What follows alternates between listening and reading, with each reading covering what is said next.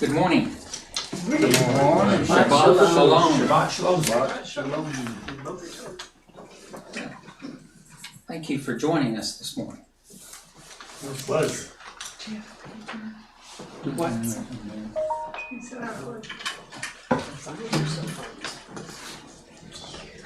Okay. Well, we begin this morning with saying the blessing.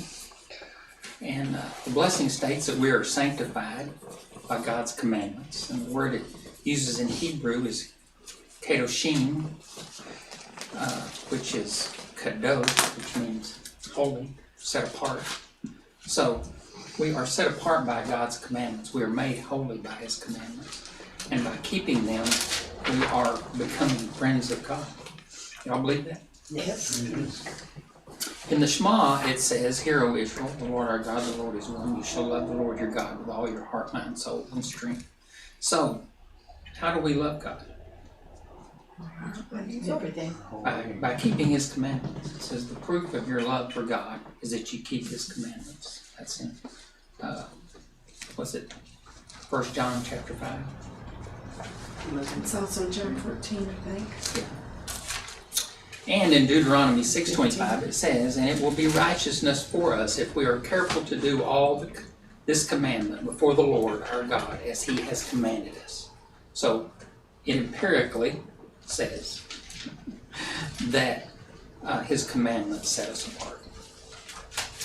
So why does God say that you will be a unique people? A unique people.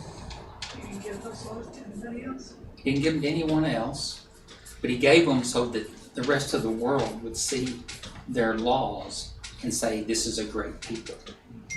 So that's why we're here to do the Torah study today. Now, this is a double portion, Masay, and it's the last Torah portion for Numbers, or Midbar. And so what do we do on the last Torah portion of a chapter? Kasak means kasak. So, don't let me forget. Oh, I'm sure you put it in there. I did. So you don't forget. That's right. Okay, well join me in the blessing this morning. Join me. Blessed art thou, Lord our God, King of the universe, who sanctifies us with thy commandments, and commanded us to engross ourselves in the words of the Torah. And in Hebrew. Baruch atah Adonai Eloheinu melech haolam, asher kedeshanu b'mitzvotah, v'tzilanu l'asok v'divrei Torah. How I love your Torah. I meditate on it all the day. I am wiser than my foes because your commandments are mine forever. So, by keeping God's commandments, we are wiser than our foes. Who are our foes? Those who do not keep God's commandments. Those who do not keep God's commandments.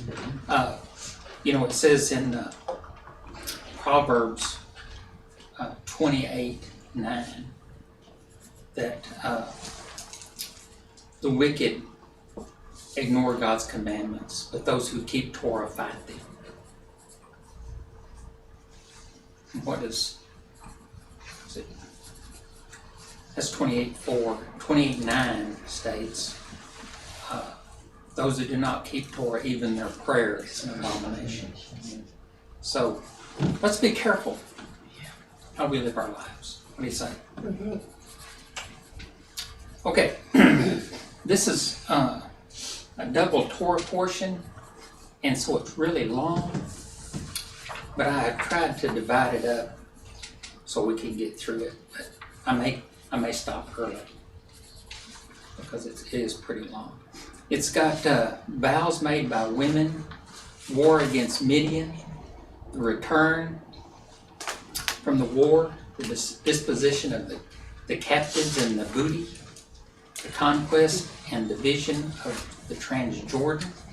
Y'all know what the Transjordan is? That's where Eastern side. That's where Gad and Reuben, and the half-tribe. The stages of Israel's journey,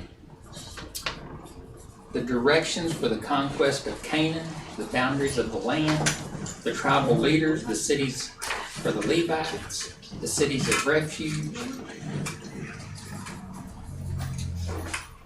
murder and blood revenge, some exciting stuff, and the marriage of female heirs.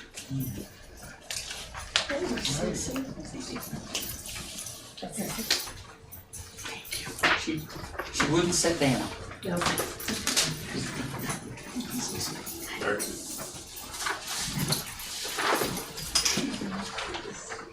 Did y'all see it shoot up there? Well, I saw it move, I wasn't sure. You saw it move? Yeah. Okay. 5 seconds. I'm doing it differently today. I don't know if y'all noticed or Oh, I not. don't know if the handle changed. Changes. So this is the vows made by women in the war against Midian. So actually this covers quite a bit. I think it's chapter 30 and chapter 31. Yeah, it I is. like the word. There's 2 there. Okay, 2. Where is two? Yeah, where is it? It's on top of the next page. Oh, there it is. Okay, this is Numbers 30, verse 2 through 30, 31. 31, what is it? 12. 12, yeah, 31, 12. If a man vows a vow to the Lord or swears an oath to bind himself by a pledge, he shall not break his word. He shall do according to all that proceeds out of his mouth. If a woman vows a vow to the Lord and binds herself by a pledge while within her father's house in her youth, and her father hears of her vow and of her pledge by which she has bound herself and says nothing to her, then all her vows shall stand, and every pledge by which she has bound herself shall stand. But if her father opposes her on the day that he hears of it, no vow of hers, no pledge by which she has bound herself shall stand, and the Lord will forgive her because her father opposed her. If she marries a husband while under her vows, or any thoughtless utterance of her lips by which she has bound herself, and her husband hears of it, and says nothing to her on the day that he hears, then her vow shall stand, and her pledge by which she has bound herself shall stand. But if on the day that her husband comes to hear of it, he opposes her, then he makes void her vow that was on her, and the thoughtless utterance of her lips by which she bound herself, and the Lord will forgive her. But any vow of a widow or a divorced woman, anything by which she has bound herself, shall stand against her. And if she vowed in her husband's house, or bound herself by a pledge within an oath, and her husband heard of it, and said nothing to her, and did not oppose her, then all her vows shall stand, and every pledge by which she bound herself shall stand. But if her husband makes them null and void on the day that he hears them, then whatever proceeds out of her lips concerning her vows, or concerning her pledge of herself, shall not stand. Her husband has made them void, and the Lord will forgive her. Any vow and any binding oath to afflict herself, her husband may establish, or her husband may void. But if her husband says nothing to her from day to day, then he establishes all her vows, or all her pledges that are upon her. He has established them because he said nothing to her on the day that he heard them. But if he makes them null and void after he has heard them, then he shall bear her iniquity. These are the statutes that the Lord commanded Moses about a man and his wife, and about a father and her daughter, while she is in her youth within her father's house. The Lord spoke to Moshe, saying, Avenge the people of Israel on the Midianites. Afterward you shall be gathered to your people. So Moses spoke to the people, saying, Arm men from among you for the war, that they may go against Midian to execute the Lord's vengeance on Midian. You shall send 1,000 from each of the tribes of Israel to the war. So there were provided out of the thousands of Israel 1,000 from each tribe, 12,000 armed men, armed for war. And Moses sent them to the war, 1,000 from each tribe, together with Pinchas, the son of Eleazar the priest, with the vessels of the sanctuary and the trumpets for the alarm in his hand. They warred against Midian as the Lord commanded Moses, and killed every male. They killed the kings of Midian with the rest of their slain, Evi, Rechem, Zur, Hur, and Reba, the 5 kings of Midian, and they also killed Balaam, the son of Beor, with the sword. And the people of Israel took captive the women of Midian and their little ones, and they took as plunder all their cattle, their flocks, and all their goods. All their cities and the places where they lived, and all their encampments they burned with fire, and took all the spoil and all of the plunder, both of man and of beast. Then they brought the captives and the plunder and the spoil to Moses and to Eleazar the priest, and to the congregation of the people of Israel at the camp on the plains of Moab by the Jordan at Jericho.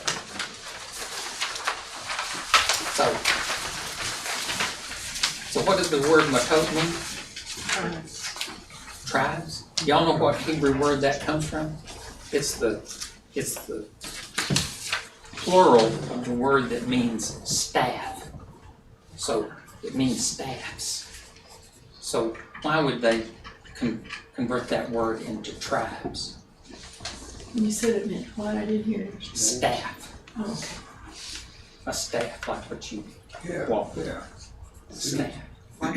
Likewise, the name Matityahu would probably be that. Mm-hmm. The staffs of Archaeology. Right, that's right. Well, it's what holds us up.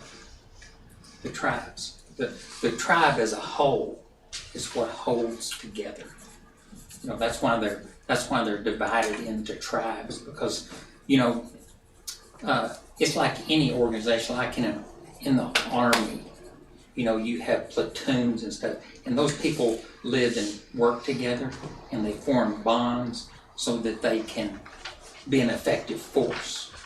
So that's what God did. He divided them up by families and clans so that they would be an effective force. Y'all understand? To whom did Moses give the laws of vows? Whom did Moses give the laws of vows? The Nedarim. He gave the laws of vows to the leaders of the tribes. So, now according to the Mishnah, this was the procedure with all the laws of Moses. First, he would teach them to Aaron and the heads of the tribes, and then he would instruct the people. So, what does it say in Exodus 34, 31, and 32? Right here, it says right here. But Moses called to them, and Aaron and all the leaders of the congregation returned to him, and Moses talked with them. And afterward, all the people of Israel came near, and he commanded them all that the Lord had spoken with him in Mount Sinai. So that was the standard order, is he would teach the leaders, and then he would teach the people. Why would you teach the leaders first? Lighten your own load. Well, smaller group, plus then any questions they had, they could come back to the leaders and get an answer. And if they couldn't answer it, then they could come back to Moses. So it was kind of like what Jethro did. He said, you know, divide and conquer. When you transmit the word, it's easier to have a larger group and have people that help you and then to disseminate information, especially when you have a lot of information to disseminate.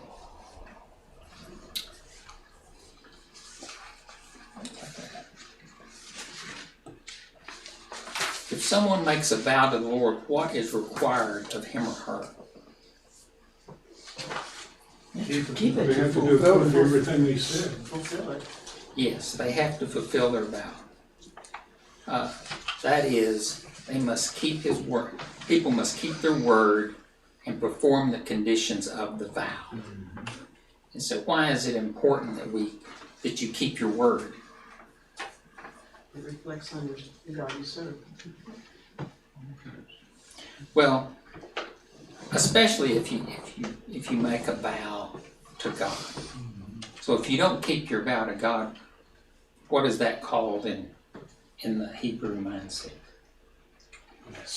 You're desecrating God's name. So you're actually saying Well, it doesn't matter to God. And it actually does matter to God. Can an unmarried woman make a vow while living in her father's house? But the husband can nullify the vow? I'm sorry, the father. Father can, Yeah. How stupid of me. Can a married woman make a vow? yes. Same thing, but the husband can nullify. But a divorced woman or a widow is obligated to perform their vows.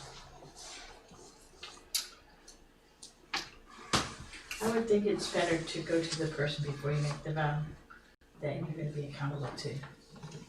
Either your father or your spouse. Seek advice. Well, it doesn't say that they No. didn't, it just said if they didn't, and then he hears it, he could. Right, which he I could said, disobey. I would think it would be better Yeah. to, in the first place. Did Yeshua or the apostles recommend making vows to the Lord? No. That's That's your your yes, yes. Yeshua said our word alone should be enough. And in Matthew, I think I got that here. Again, you have heard it, that it was said to those of old, you shall not swear falsely, but you shall perform to the Lord what you have sworn. But I say to you, do not take an oath at all, either by heaven, for it is the throne of God, or by earth, for it is his footstool, or by Jerusalem, for it is the city of the great King. And do not take an oath by your head, for you cannot make one hair white or black. Let what you say be simply yes or no. Anything more than this comes from evil. So,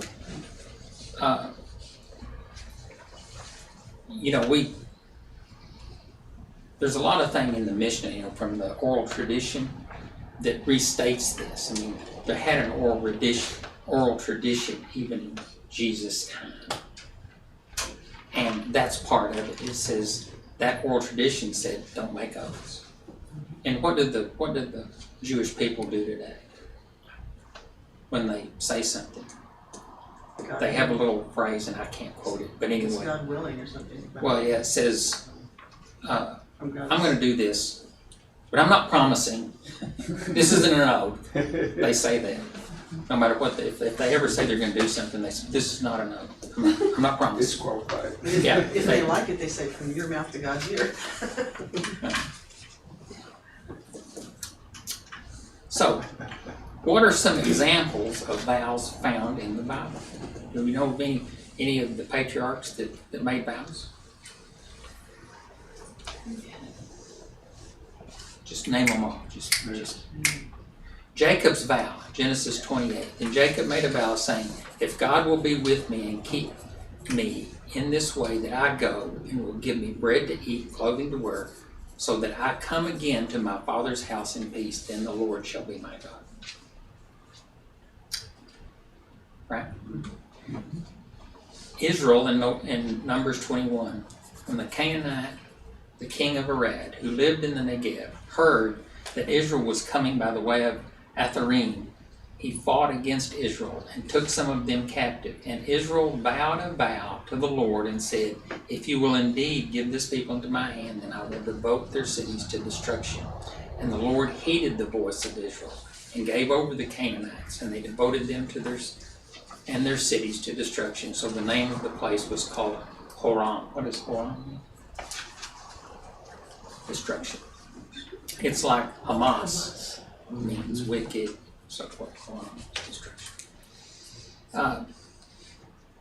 The Nazarite vow, number 622. Speak to the people of Israel and say to them, when either a man or a woman makes a special vow, the vow of a Nazarite, to separate himself to the Lord. So the Nazarite vow is a vow. What kind of a vow is that? Where you're setting yourself apart for God, for service, for some proof of your loyalty to God. Is that what you call it? That's what Paul did when they said you're not keeping the Torah. He made a Nazarite vow and said, yes, I do. See, I'm keeping God's law. Samson was a Nazarite. Not sure he, Until a while came along. until, yeah. The darkness come on. He was like Samuel. He was a Nazarite from birth. John the Baptist. Yeah. What was Jephthah's vow? First thing. First thing, walk out these doors, dead meat. Yeah. Gotta be careful. And what was Hannah's vow in Samuel? Dedicate the child to him. Yeah, she said, if you'll give me a son, I will dedicate him to your service, and that's what she did. Do y'all know David's vow in Psalm 132? Remember, O Lord, in David's favor, all the hardships he endured, how he swore to the Lord and vowed to the mighty one of Jacob, I will not enter my house or get into my bed. I will not give sleep to my eyes or slumber to my eyelids until I find a place for the Lord, a dwelling place for the mighty one of Jacob. In other words, did he try to fulfill that vow? And what did Nathan tell him? Wasn't for him to do that. Not for him to do Too it. much blood on his hands. But what was that like? He made the vow, but as soon as his father heard it, he disavowed it. So he says it won't be held against you even if you said it. You notice it when Nathan, the seer, the prophet, he left. He said, "Yeah, whatever you want to do, God's with you." And then before he got very far away, God said, "No, go back and tell him he's not going to do it." What was Absalom's vow? Y'all remember what his vow was? You know, Absalom, he killed his brother because his brother killed his sister, right? He says, "For your servant vowed a vow while I lived in Geshur in Aram, saying, if the Lord will indeed bring me back to Jerusalem, then I will offer worship to the Lord." Was he sincere?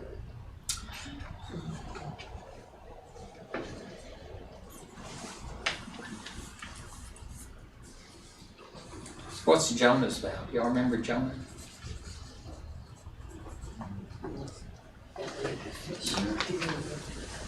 But I, with the voice of thanksgiving, will sacrifice to you what I have vowed I will pay. Salvation belongs to the Lord. You know, Jonah's an interesting guy because he didn't want to do what God wanted him to do. And I like talking about Jonah because, you know, a lot of people, I never understood Jonah. I mean, why, you know, God said, go to the Nineveh and preach repentance. And Jonah said, I ain't going there. Well, why did he not want to go? He didn't want him to repent. And what did he say? He said, I know you're long-suffering and forgiving, and if I go there and they recant, you're going to forgive them, and I don't want them forgiven. So what was Jonah doing? He was standing against God, you know, what God wanted. But in the end, what does he say? I mean, it's the same thing that we all say. Salvation belongs to the Lord. He will save who he will save, and he will. So why do you think women are treated differently regarding vows than men? Is this evidence of a patriarchal society or something else?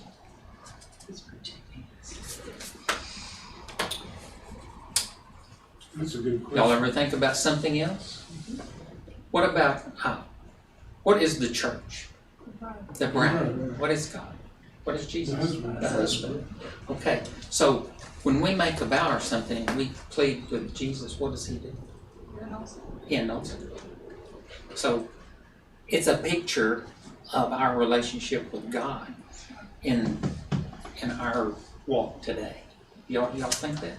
We're covered by his wisdom. Yeah, covered by his wisdom. Are all vows necessarily bad? No.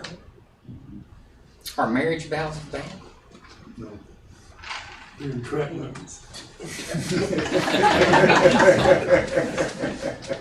We're not going to remember that you said that. Except it's going to be recorded. Yes, it is recorded. Not really. Splashed all over. Okay, what about vows to keep faith in the Lord and His promises? When you become a Christian, when you say, I accept Yeshua as my Savior, and that, I want to walk in His ways and be a disciple. A lot of people don't understand what a disciple is, but a disciple is someone that wants to be identical to their teacher. So when someone says, is it Ray Vanderlaan? He said, I can't stand it when people say they want to be a disciple and they don't do what Jesus did. He said, if you want to be a disciple, he said, a disciple is someone that lived and breathed what their teacher said. And he said, so when you make that profession of faith, you have to remember what you're doing. You're saying, I want to be like the Messiah. How do you think maybe we could work the word discipline in with disciple? I think so. What is discipline? People have there's different forms of discipline. Just like words have different meanings, but discipline is that you discipline yourself because you study or you read or you do certain things or you work hard at your job. You're disciplined in your occupation. But discipline can also be someone that disciplines you. That says, this is the way you will do it. And if you don't do it, this is what's going to happen. So there's multiple meanings to those words. And we get them confused because we don't understand that choosing to be a disciple comes with discipline, either from the one that you're disciple to, or from yourself. Get that? Mm-hmm. And the vows that we make to the Lord, we don't realize when we're making them the severity of them and what all it means. But Yahweh does hear it, and He'll bring us to that place of becoming a disciple through discipline. Mm-hmm. He takes it very serious. Right. And so I think it's a good thing when we do make that vow to Him. Yeah. Okay, we're moving on into the war against Midian. Why did God command Israel to take vengeance upon Midian? Because that's what I remember. There's one reason that this has escaped me all my life, or up until now, because it was pointed out to me. Why? What's the difference between Midian and Moab? And the Midianites, God said, take vengeance on them, but it never mentions Moab. Now we know that Moab was the progenitor of Ruth, who was in the lineage of Yeshua. So, but Midian, those are Abraham's sons from Keturah. That's Midian. But why? What's the difference between him exacting vengeance on them and not Moab? Well, in it states when Moab goes into war, he says, let's call Balaam because we're scared of these people. Man, they're licking up stuff like the ox licks up grass. I mean, they're going to come in here. We don't have a chance. We need help. We need to get them because we have to do something. They were scared of Israel with this huge, there's 3 million people going through the country. They're drinking up all the water and just, they're like, but what about Midian? They're not scared. They're just joining in the fight that's not theirs. What does God say about joining in a fight that's not yours? Yes, don't stick your nose in where it's not going. So that's one of the things that he holds against them. He's saying, you didn't have to. Those were your brothers. You didn't have to join in with them. Yeah. They also joined in with the Amalekites and Ishmaelites and anybody that's going to fight Israel. Anybody's going to fight Israel, they join They right wanted to in. join in. Reminds me of the wording in the prophecy where it says, if you come to take spoil, where people kind of want to pounce on Israel, join in where they're really not part of it. Should fight the ants. So what did God say would happen to Moses after the war with the Midianites? He's gonna join his, He's going to die. Why didn't God command Israel to take vengeance upon Moab? We already discussed that. Right? How many men in each tribe went to war? 1,000 from each tribe. And who led the army? Pincus. Pincus, the son of Eleazar, the priest. Did Moses fight in the battle? No, he didn't fight in the battle. So why would you think he didn't go and fight in the battle? I don't think he was too old. That was for Pincus. That was the job. That was the blessing of Pincus. Well, but his wife was the daughter of Jethro, the Midianite. His sons were Midianite. I mean, they were from that. He couldn't go down and fight against them. Conflict of interest. He had a conflict of interest. Yes. Okay, why Pincus instead of Joshua in the battle? Pincus was. Okay, because Pincus is the one that started it. He went in and stood his ground and said, "This is wrong." Yeah. And Moses said, you started this, you finish it. Joshua's a good leader, but this is your fight. And that's, you start it, you finish it.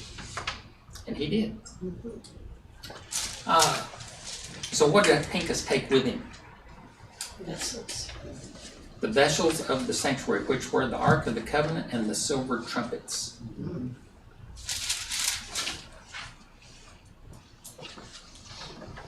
So why was Balaam present during the war between Israel and the Midianites?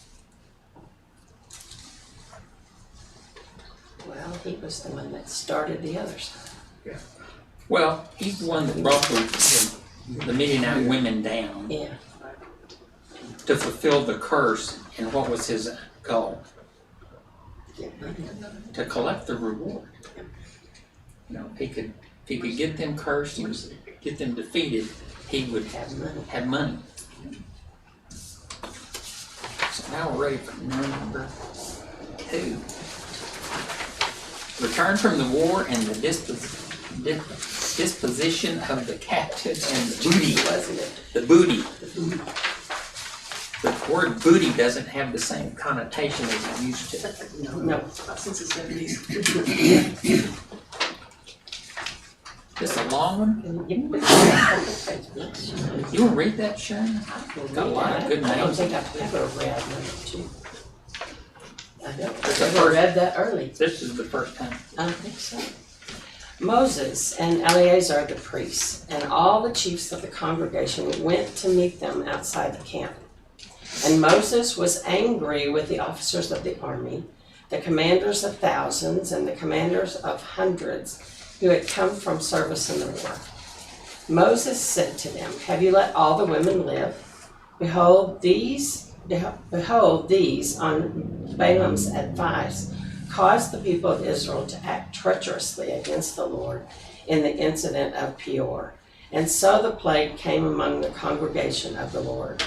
Now, therefore, kill every male among the little ones and kill every woman who has known a man by lying with him.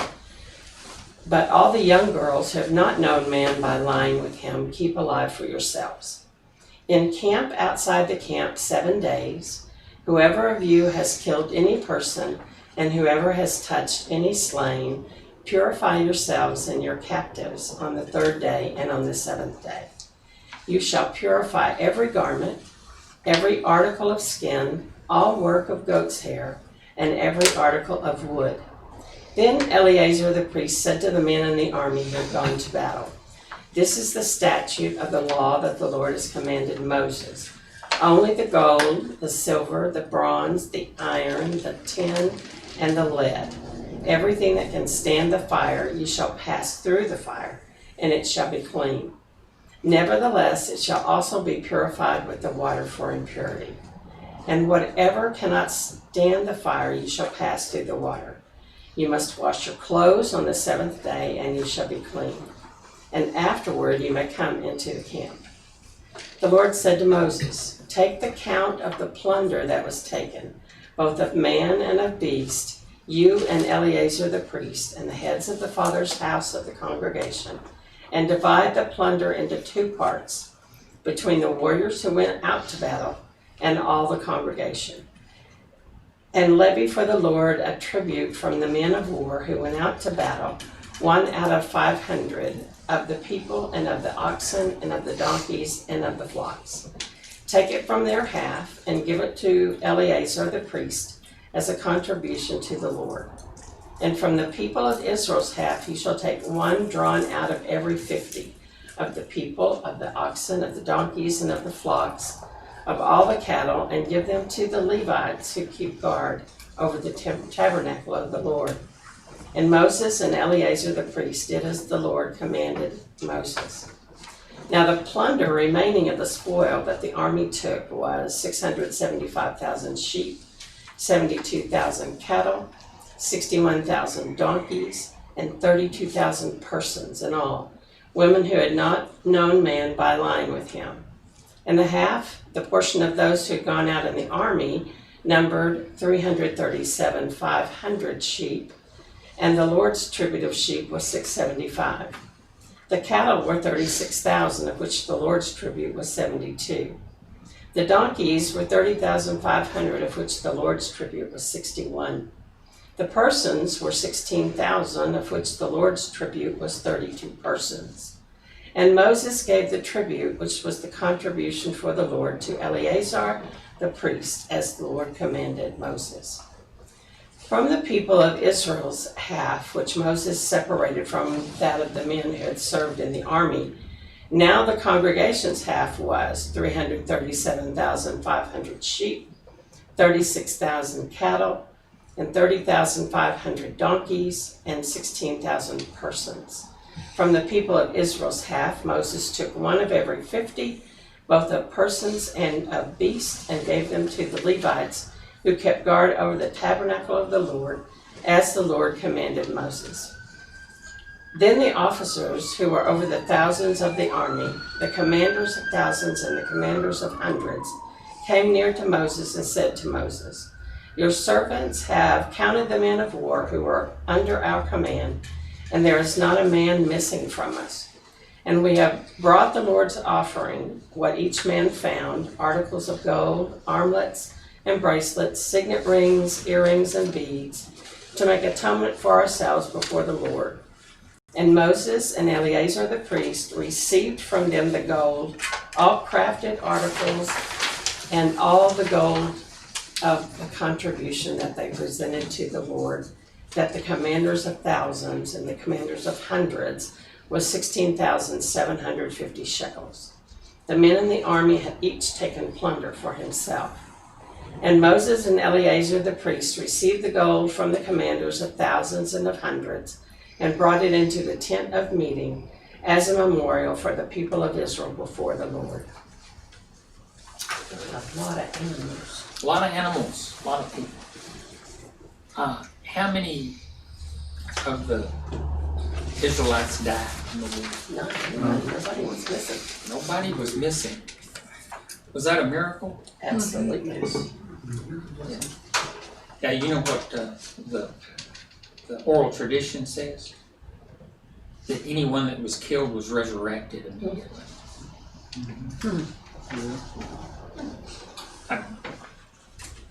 After Israel defeated the Midianites, why was Moses angry at the officers? We didn't do as they were ordered. They kept the women, the children. Why did Moses call for the execution of the Midianite women? They were the ones that were bringing the corruption. Right, they were the tools used by Balaam in the incident of that hill. And what did that cause? The death of 24,000? 4,000. Maybe the death of the 24,000 was enough loss that God said, "No, none of these are gonna die." What do you think? But we've already lost 24,000, why do we want to lose any more? Or maybe that was just God's battle. Maybe, just God's battle. I'm just speculating. Who were the sole survivors of the Midianites? Yeah, Virgin virgin women. virgin. Yeah, and including the boys, all the boys and their mothers were killed, but just the virgin girls were left, right? So there was 32,000 persons. So half of them went to the soldiers and half of them went to the people, and then 1 out of 50 of each group went. So there was like 1 out of 100 went. It's advancement. That's advancement. Yeah. Okay. It said that the Lord's tribute was 32 persons. I'm wondering what their duties or their function would be after given to the Lord. Well, they went to the Levites. Oh, okay. Yeah. All those given to the Lord were given to the Levites.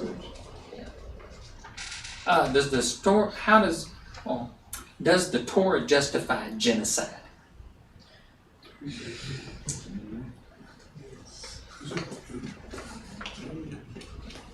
Genocide. The Torah justifies genocide only in cases of judgment decreed from heaven or as a safety measure against assimilation with the Canaanite nations who were steeped in the occult. I have that in there. Something's floating. No, I don't have it. I gotta go back.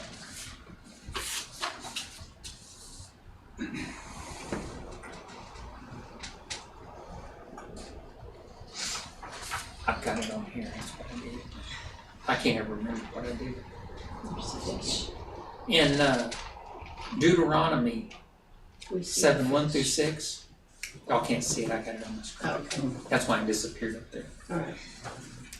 When the Lord your God brings you into the land that you are entering to take possession of it and clears away many nations before you, the Hittites, Girgashites, Amorites, Canaanites, Perizzites, Hivites, and the Jebusites, 7 nations more numerous and mightier than you, and when the Lord your God gives them over to you and you defeat them, then you must devote them to complete destruction. You shall make no covenant with them, show no mercy to them. You shall not intermarry with them, giving your daughters to their sons or taking their daughters for your sons, for they would turn away from your sons from following me to serve other gods. Then the anger of the Lord would be kindled against you, and he would destroy you quickly. Thus shall you deal with them. You shall break down their altars, dash in pieces their pillars, and chop down their Asherim, and burn their carved images with fire. For you are a people holy to the Lord your God. The Lord your God has chosen you to be a people for his treasured possession out of all the peoples who are on the face of the earth. So, God commanded their destruction, their complete annihilation.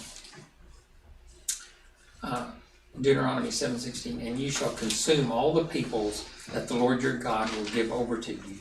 Your eyes shall not pity them, neither shall you serve their gods, for that would be a snare to you. So, do you think God's serious about loyalty? Oh, yeah. Definitely. And obedience, 'cause those people were not. What does it say about Yeshua in the millennial kingdom? What's the phrase that most people don't understand? He will rule with an iron rod. Yeah. What's the connotations of him ruling with an iron rod?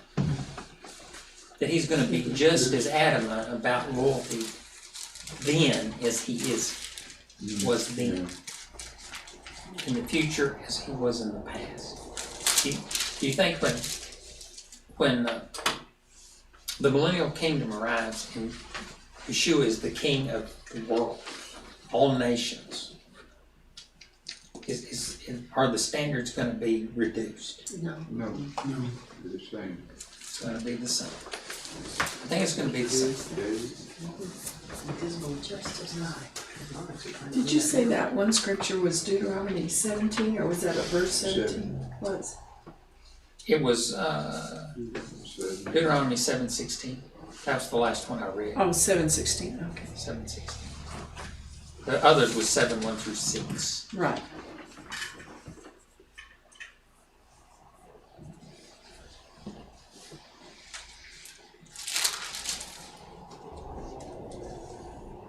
Okay.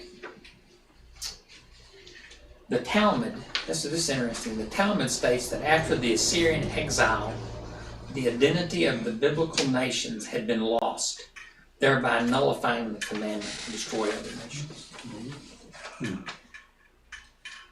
Y'all ever heard that before? I never heard it before. Doesn't sound scriptural. No, it's in the Talmud, I know.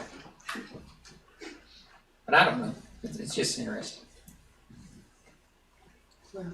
What was required of the soldiers when they returned from battle? He had to purify themselves. Outside the camp. How did they purify themselves? 7 days outside the camp. And then it sounds like the red heifer. That's right. And they had to be sprinkled with the waters of purification, waters of separation On the third day and the seventh. on the third day and the seventh day. And why are you purified by the water of the red heifer ashes? Touch something You they kill people.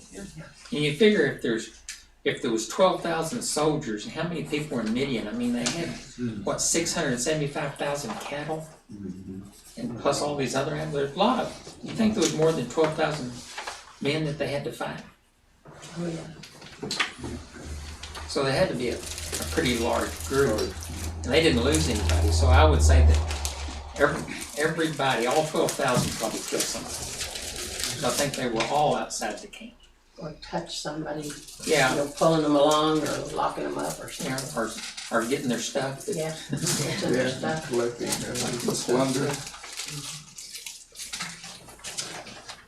So, what was done with the spoil of war? If you do. Well, it was divvied up, but what was done with Purified. it? It was purified, Yeah. right? Cashered. It was made acceptable. It was boiled in water or passed through the fire. It had to be. There had to be something done with it in order to purify it. And once God says, "Hey, you've gotten all this stuff. It's been with bad people. Let's make starting a new point now. Let's make it acceptable." Some of that spoil or booty or whatever may have been given to their gods, sacrificed to their gods, to honor their gods. It had to be taken care of before it could come into the camp. Well, it's kind of like Paul said. He said, if you have a weak faith, you don't do something in front of someone that has a weak faith. Like eating meat sacrificed to idols or something like that. So, we know that those are non-gods and the meat isn't affected. Okay? But if you have a weak faith, what God was saying is, we're a new nation, we have the new law, let's make it right. Let's do these things, and let's be filled with my spirit and overcome what those people did. I look at it as building people up. Let's do these things. Let's purify. Let's put it through water. Let's do these things so that it builds the nation up, and it gives people confidence. It's like anything that you go through. Sports. Your confidence is built when you accomplish things. Exercise. You know how that works. Well, that's the same thing in the leading of a nation. You do things that exercise people's faith and builds them up. And that's the same thing that these things we're doing. It's a normal progress of building a nation. Because what were they before? They were not a nation. They were just a group of people, a people group, so to speak. Okay, next one. Running out of time already. Now the people of Reuben and the people of Gad had a very great number of livestock, and they saw the land of Yazur and the land of Gilead, and behold, the place was a place for livestock. So the people of Gad and the people of Reuben said to Moses and to Eleazar the priest and to the chiefs of the congregation, Ataroth, Dibon, Yazer, Nimrah, Heshbon, Eliah, Sabam, Nebo, and beyond. The land that the Lord struck down before the congregation of Israel is a land for livestock, and your servants have livestock. And they said, if we have found favor in your sight, let this land be given to your servants for a possession. Do not take us across the Jordan. But Moses said to the people of Gad and to the people of Reuben, shall your brothers go to war while you sit here? Why will you discourage the heart of the people of Israel from going over into the land that the Lord has given them? Your fathers did this when I sent them from Kadesh Barnea to see the land. But when they went up to the valley of Eshcol and saw the land, they discouraged the heart of the people of Israel from going into the land and the Lord had given them. And the Lord's anger was kindled on that day, and he swore, saying, surely none of the men who came up out of Egypt from 20 years old and upward shall see the land that I swore to give to Abraham, to Isaac, and to Jacob, because they have not wholly followed me. None except Caleb, the son of Jephunneh, and the Canaanite, and Joshua, the son of Nun, for they have wholly followed the Lord. And the Lord's anger was kindled against Israel, and he made them wander in the wilderness 40 years, until all the generation that had done evil in the sight of the Lord was gone. And behold, you have risen in your father's place a brood of sinful men to increase still more the fierce anger of the Lord against Israel. For if you turn away from following him, he will again abandon them in the wilderness, and you will destroy all this people. Then they came near to him and said, we will build sheepfolds for our livestock and cities for our little ones, but we will take up arms ready to go before the people of Israel until we have brought them into their place.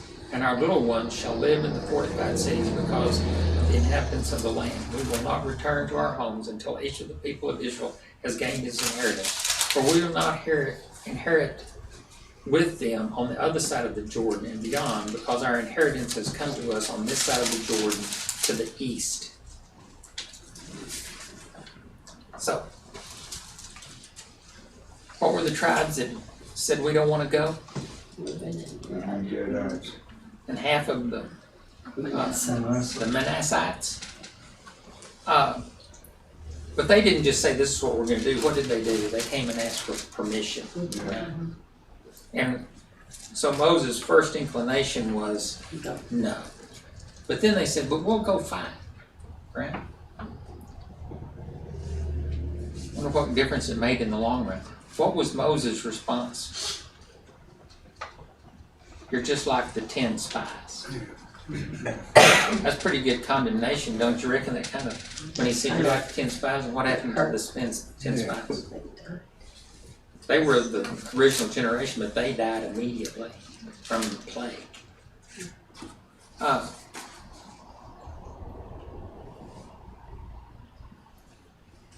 Who are the 10 lost tribes of Israel?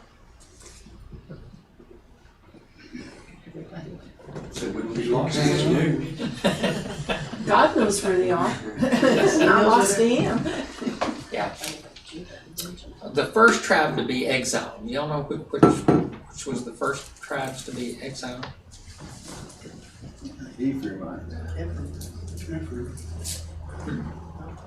Maybe Dan. No, They're on the outskirts. Gad and Reuben and the half tribe of Manasseh were all taken captive in 740 BC. Oh, I see what you're saying. And the others, Ephraim and the other tribes, were taken in 722. So they were 18 years later before they were exiled. So those tribes were the most corrupt across the Jordan. Because they went early. They were easiest pickings. Closest. Well, I don't know that they To were, the enemy. I don't know if you say they were the easiest picking, but they were the most corrupt because they were taken first. Yeah. And it's not that Ephraim was that much better, he was taken. And it's not that Judah wasn't bad because they were exiled. But God kept a remnant. Okay. Whom does the Torah name as the leaders of Exodus? Moses and Aaron. They were the leaders, right? I didn't understand the question. It's those simple questions that get everybody. So when they left to wander in the desert, why were they leaving? I mean, why were they wandering in the desert? To learn to be. Hmm? To learn to be God's people. Well, number one, it was to get rid of the unfaithful generation. And number two, it was so that the children, that the first generation said, you called us out here so our children would die. And he said, no, your children aren't going to die. They're going to inherit. You're going to die. So it was to bring back their curse on their children to them. But that's... I got where the scripture says that we're gonna build sheepfolds and fortified cities for our little ones on the other side of the Jordan, but the other tribes have to go in with their children, and it's like they're repeating the same problem. Our kids are gonna die if we're taken in there. And so they're kind of repeating the same sin, I think. Well, I don't know what, probably the children and the old people and all that kind of stuff probably stayed in one spot while the army was out. And I don't know if they followed them around or not. It's interesting to me, in modern warfare, we send armies and, supplies and all that kind of stuff. But, in previous centuries, armies, a lot of the families traveled with the army. Their families and stuff traveled with them. So it's only in modern times that armies have been dispatched. I mean, I know that the British sent armies over here and they didn't send families and stuff with them, but that's more of a modern convention. It wasn't until recently, recent history, that ships could cross the Atlantic or the Pacific. And most war was confined to the continents. I mean, they had small trips, across the Mediterranean and stuff like that, but nothing like they have now, or even in colonial times. We have a lot better ships and better navigation and all that kind of stuff. Okay.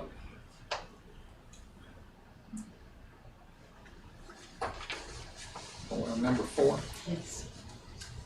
So Moses said to them, if you will do this, if you will take up arms and go before the Lord for the war, and every armed man of you will pass over the Jordan before the Lord until he has driven out his enemies from before him, and the land is subdued before the Lord, then after that you shall return and be free of your obligation to the Lord and to Israel, and this land shall be your possession before the Lord. But if you will not do so, behold, you have sinned against the Lord, and be sure your sin will find you out. Build cities for your little ones and folds for your sheep, and do what you have promised. And the people of Gad and the people of Reuben said to Moses, your servants will do as my Lord commands. Our little ones, our wives, our livestock, and all our cattle shall remain there in the cities of Gilead. But your servants will pass over every man who is armed for war before the Lord to battle, as my Lord orders. So Moses gave command concerning them to Eleazar the priest, and to Joshua the son of Nun, and to the heads of the fathers' houses and the tribes and the people of Israel, And Moses said to them, if the people of Gad and the people of Reuben, every man who is armed for battle before the Lord, will pass with you over the Jordan, and the land shall be subdued before you, then you shall give them the land of Gilead for a possession. However, if they will not pass over with you armed, they shall have possessions among you in the land of Canaan. And the people of Gad and the people of Reuben answered, what the Lord has said to your servants, we will do. We will pass over armed before the Lord into the land of Canaan, and the possession of our inheritance shall remain with us beyond the Jordan. And Moses gave them to the people of Gad and to the people of Reuben and to the half-tribe of Manasseh, the son of Joseph, kingdom of Sichon, king of the Amorites, and kingdom of Og, kingdom of Bashan, the land and its cities, with its territories, the cities of the land throughout the country. And the people of Gad built Dibon, Atarot, Aror, Atroth Sophon, Yazer, Yogbah, Beit Nimrah, and Beit Haran, fortified cities and folds for sheep. And the people of Reuben built Heshbon, Eliah, Kiriath-Haim, Nebo, Baal-Meon. Their names were changed in Sibmah. And they gave the other names to the cities that they built. And the sons of Machir, the son of Manasseh, went to Gilead, captured it, and disposed of the Amorites who were in it. And Moses gave Gilead and Machir, the son of Manasseh, and he settled in it. And Yair, the son of Manasseh, went and captured their villages and called them Haverot Yair. And Nobah went and captured Canaanite and its villages and called it Nobah, after his own name. These are the stages of the people of Israel, and they went out of the land of Egypt by their companies under the leadership of Moses and Aaron. Moses wrote down their starting places, stage by stage, by command of the Lord.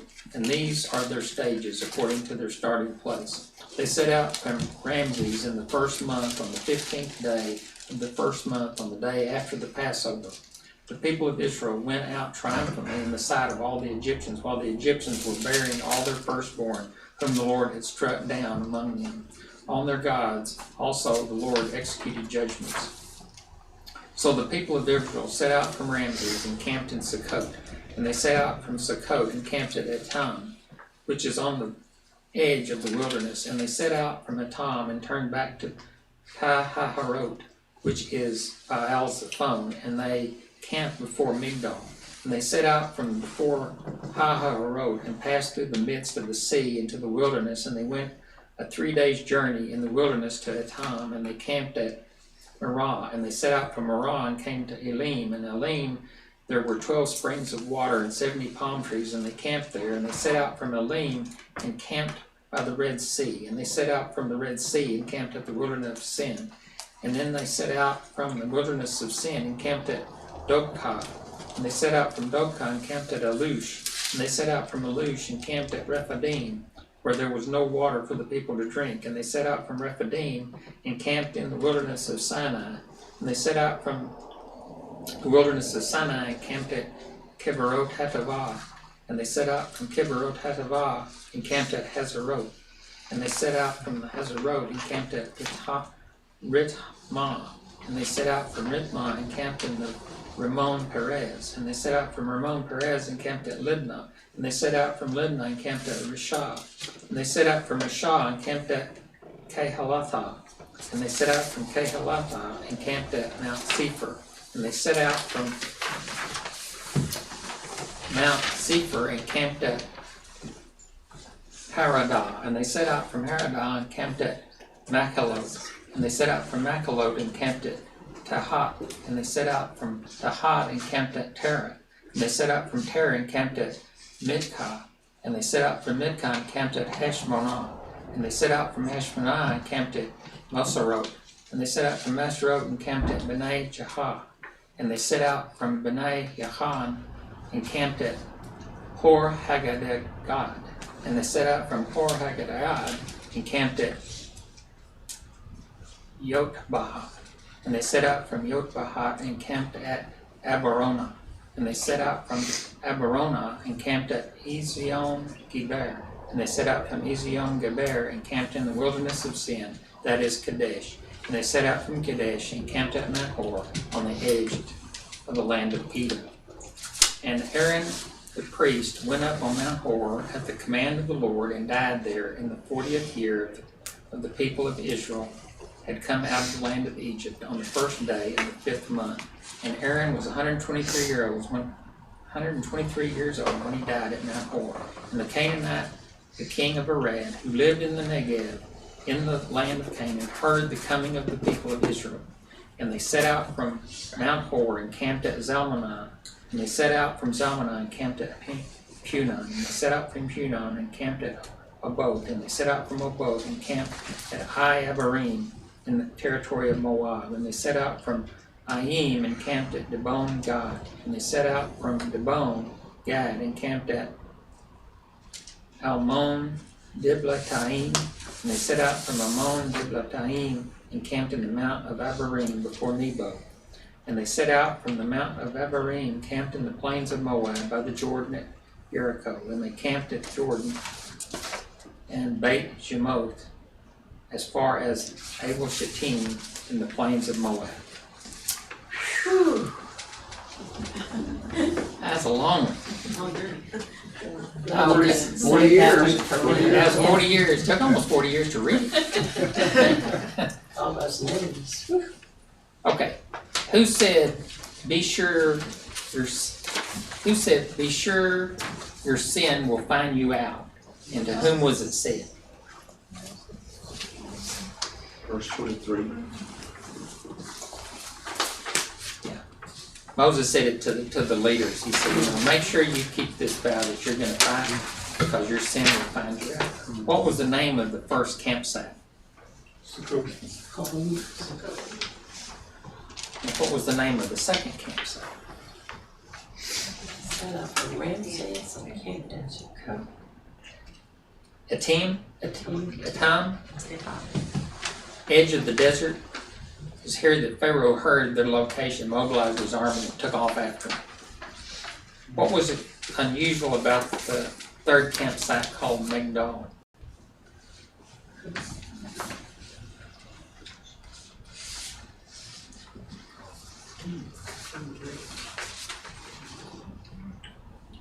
That's where God told them to turn back towards Egypt and go to Baal Zephon, the mouth of the gorges, to draw Egypt back in so he could destroy it. In other words, it looks like, they took off going through the wrong way and they go through the gorges and come out at the Red Sea. And Pharaoh says, we have them trapped now. They can't get away now. We'll kill them all.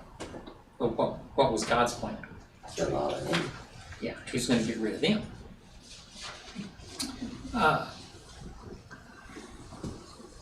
Most of the campsites, it says they camped at, and that one at Migdol says they camped before. Is there a significance to that? Yeah, Migdol is back there in front of the water. That's where a lot of people think they crossed. So they camped before, meaning that it was water. Yeah, that's, if you go look on the map when they come down to Migdol, there's water in front of it, but they don't go through there, go down, they come back down, go around through the gorges and come to the Red Sea, and they cross at the Red Sea, A lot of people still think that Mount Sinai, that the Catholic Church identified, is Mount Sinai, but Mount Sinai is over in Midian. So it couldn't be where they say it is. Right. So that's, the mouth of the gorges. What's it called? Zephon Haharot. It's the place that comes out where there's a big sandy beach where they were on, that they were trapped on. So.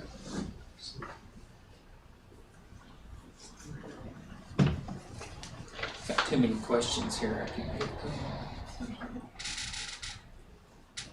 So this is one of the things I want to get to. What is the date of Aaron's death and why is it significant? Y'all remember reading? First day of the 5th month. Okay. What is that later associated with? the 9th day, the Tisha B'Av? Oh, Tish. Okay. So, but Aaron's death, his date, it's a specific date, the first day of the 5th month. It's the only memorial date listed in the Torah. He's the only one that says, well, this is the day he died. And so,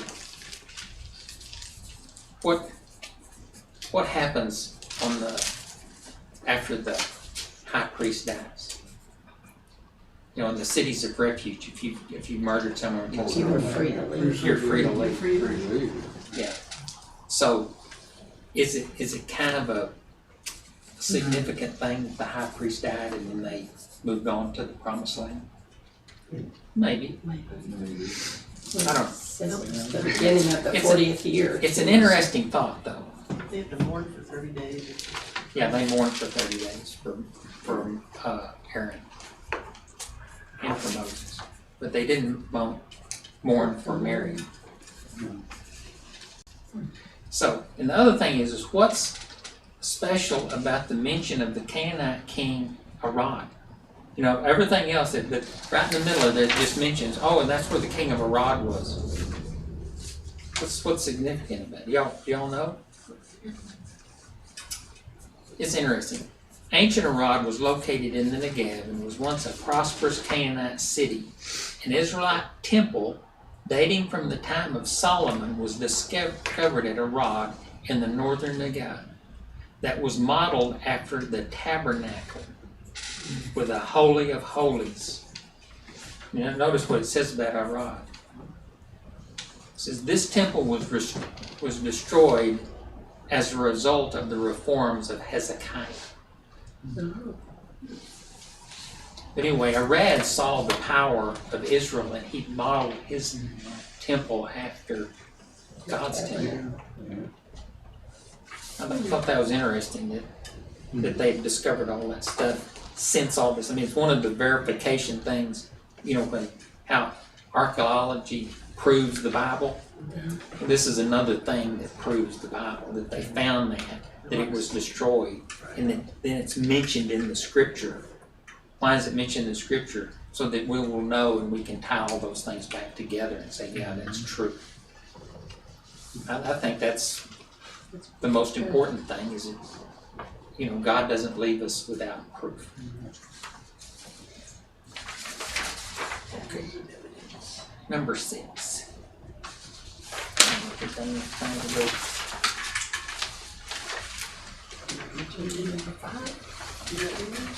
Number 5, that's the one we're on. And the Lord spoke to Moses in the plains of Moab by the Jordan at Jericho, saying, Speak to the people of Israel and say to them, When you pass over the Jordan into the land of Canaan, then you shall drive out all the inhabitants of the land before you, and destroy all their figured stones, and destroy all their metal images, and demolish all their high places. And you shall take possession of the land and settle in it. For I have given the land to you to possess it. You shall inherit the land by lot, according to your clans. To a large tribe you shall give a large inheritance, and to a small tribe you shall give a small inheritance. Wherever the lot falls for any one, that shall be his. According to the tribes of your fathers you shall inherit. But if you do not drive out the inhabitants of the land before you, then those of them whom you let remain shall be barbs in your eyes and thorns in your sides, and they shall trouble you in the land where you dwell. And I will do to you as I thought to do to them. The Lord spoke to Moses, saying, Command the people of Israel and say to them, When you enter the land of Canaan, this is the land that shall fall to you for an inheritance. The land of Canaan as defined by its borders.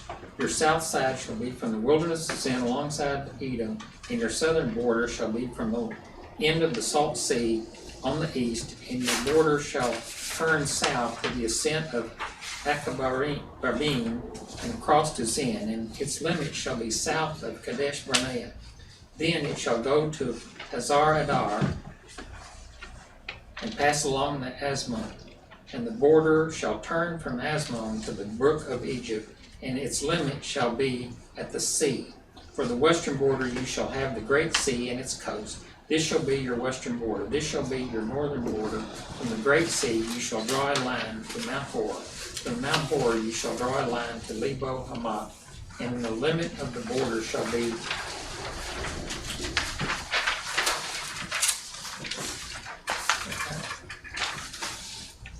at Zedek. Then the border shall extend to Zephron, and its limit shall be at Hazar Enan. This shall be your northern border. You shall draw a line from your eastern border to Hazar Enan to Shaphan, and the border shall go from Shaphan to Rabbah on the east side of Ain.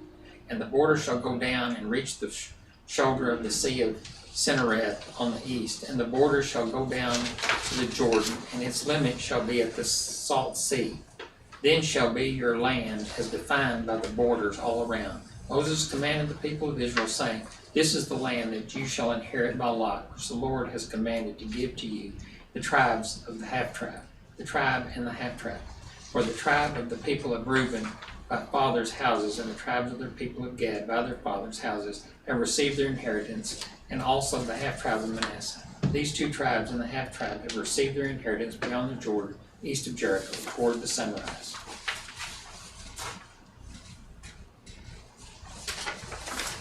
So, God told Moses to tell the people of Israel to do 5 things. What were those 5 things he told them to do? You got 5 instructions. Can you do them? Drive out all the inhabitants. Destroy all their figured stones. Destroy their molten image. Demolish their high places. And take possession of the land and settle within it. As the 5th command. Take possession of the land means get rid of all the people that were there. So, did they do all those? No.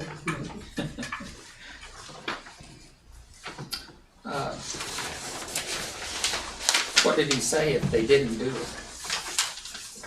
Thorn in their sons. Yeah, he said that there would be thorns in their eyes, pricks in their sides, and that they'll harass you. And moreover, God would deal with Israel just as he had intended to deal with those inhabitants, by vomiting them out of the land, which happened. How many tribes of Israel are there? 13. All right, we got the right answer. 13 tribes. It's another trick question. Counting the Levites. Yeah, it's counting the Levites as a tribe, because there's 2 tribes took their place, but there's 12 tribes that inherited land. That's tricky, huh? Okay. Are the boundaries of the land mentioned in this portion the same as those promised to Abraham? You got 50-50 shot here. No, Okay. because No, we promised all this. Yeah. The boundaries defined here refer to the immediate location of the land when Israel first returned to reclaim it, according to God's promise to Abraham. In the millennial kingdom, the boundaries will be extended. That's a good thing. Number 6.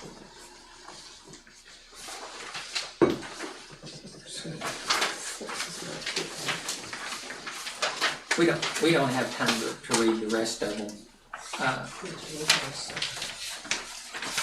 Because there's just too much to go over. I'll be here till 2 o'clock.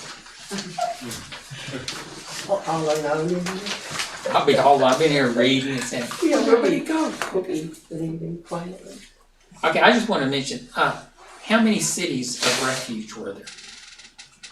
6. 6, yeah. Okay, and then how many cities did the Levites inherit? Another trick question. 42. So they had actually 48 cities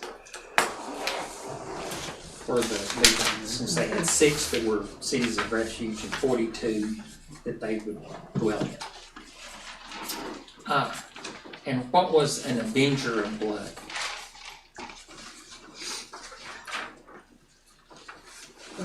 Closest of kin. Yeah. Yeah, a kinsman that would kill someone if a relative got killed. That was the avenger of blood. So why couldn't they kill them if they went to a city of refuge? As God said. Well, if it had been an accident. If it had been an accident and they were found innocent, but they had to stay in the city of refuge, and if they left, what would happen? Then the avenger could kill him. The avenger could kill them if they left before the high priest died. What does that remind you of?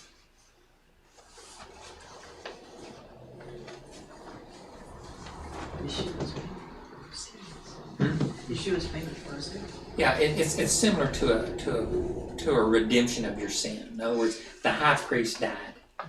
Our high priest died. He has forgiven us of our sin, even though he is resurrected and is alive. But the avenger cannot take us. In other words, the high priest has died and resurrected, but the avenger of blood cannot take us. Satan has no power over us. I don't think I have any other.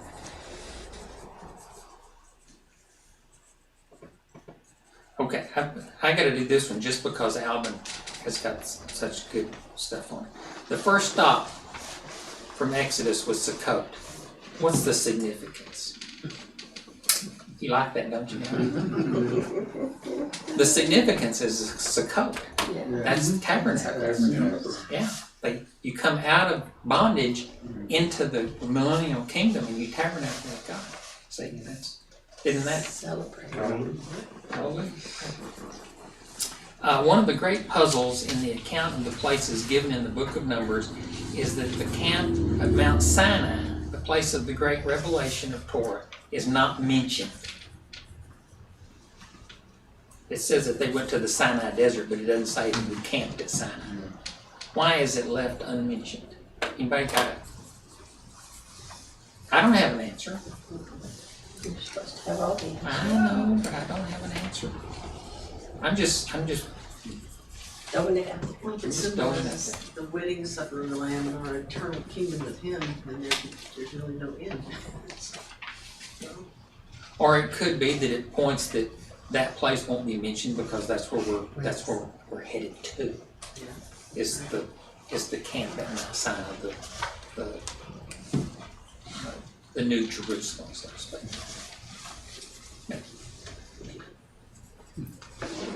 Anyway, but I do have Calvin. I think I've done this one before, but I like it a lot because it's good. Hey Mom, wake up! I made you a Mother's Day card. Why, how sweet of you! I did it all by myself. Go ahead, read it.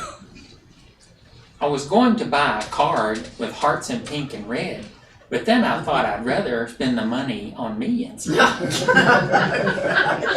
It's awfully hard to buy things when one's allowance is so small. So I guess you're pretty lucky I got you anything at all. Happy Mother's Day to you. There, I said it. Now I'm done. So how about getting out of bed and cooking breakfast for your son?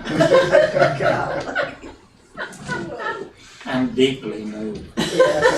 Did you notice the part about my allowance? Okay.